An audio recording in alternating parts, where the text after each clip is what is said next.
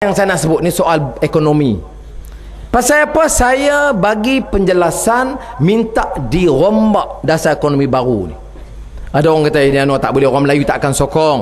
Kadang orang Melayu kata dasar ekonomi baru inilah penyelamat kaum Melayu. Selamat tang mana? Saya nak abang bagi. AP mana yang apa dapat? Saham apa yang dapat? Peluang berniaga apa? Yang ada yang puak tu lah juga dapat.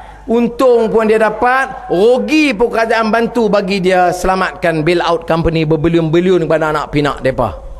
Tapi bila kita tanya, jangan pertikai, ini dasar ekonomi baru.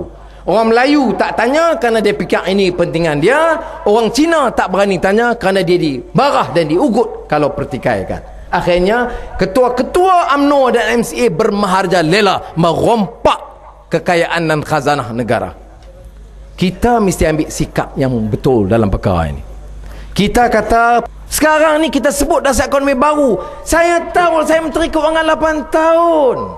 Saham depa sapu, kontrak depa sapu. Kalau kita blok di Kementerian Kewangan, dia terlepas di unit perancang ekonomi. Ya.